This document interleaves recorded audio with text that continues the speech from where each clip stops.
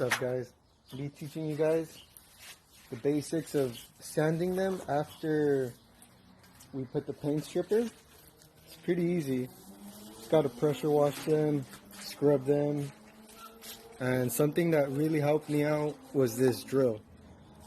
It is basically just metal. I forgot what they're called, but it's this one.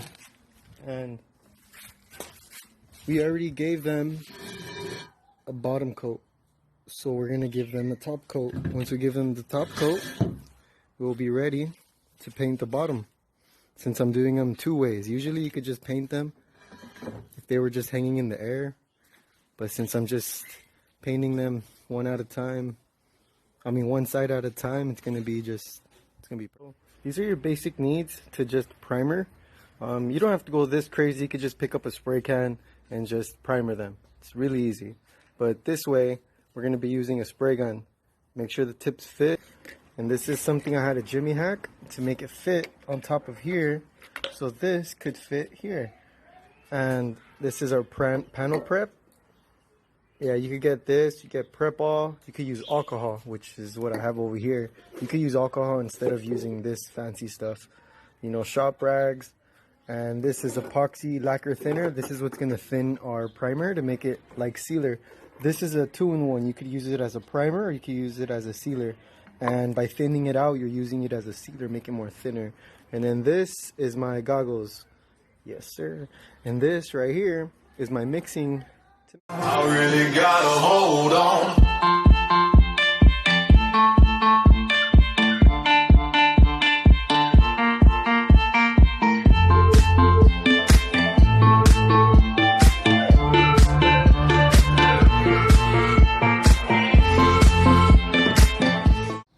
Okay, so this is the paint that I used, and it is with the reducer, the same type of reducer, Shopline.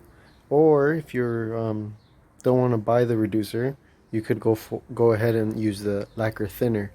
It's same thing, it just won't work as good as if you were to buy just the reducer as is. And over here we have the clear coat, and it kind of tells you the measurements on the side. It's kind of good to see them. This is 4-1, so every 4 of this would be 1 of that. And what I mean by that is, if you were to go to your cup over here and you would want to look for the numbers on top, you see how that says 4-1, 5-1, and so on and so forth. So this is what you're going to be using to mix it. This is a dirty one, but I'm just showing you guys, like, you guys could put it in here, or you guys could scale it and just have it in the cup already. So this is my personal Pps system. You could get this on Amazon. You get it by the box, or you go to your local paint store and you could try to get this. I don't know, it's better to get it on Amazon. But what it basically is instead of using one that you have to use every day and clean it all the time, this one you could actually throw the cup away and it's recyclable.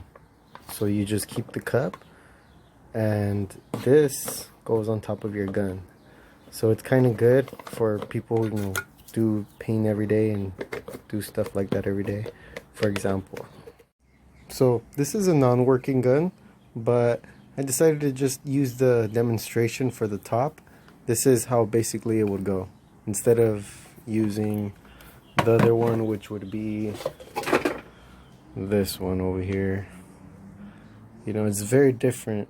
You know, it's a lot smaller. You could throw it away, you don't have to clean it. So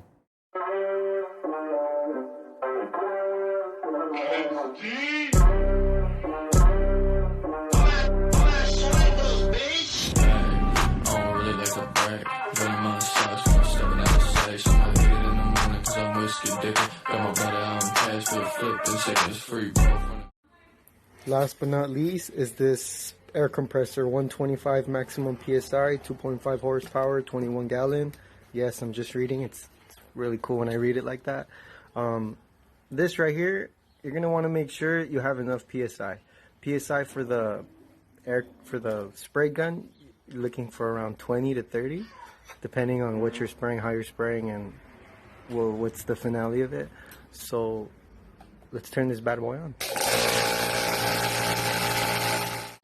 So that's the way I'm gonna end the video, and I hope you guys learned just a little bit of the paint industry of, you know, do it yourself, I guess, you know. So it's pretty fun, you know. Just try it, and then like, subscribe, and follow my Instagram.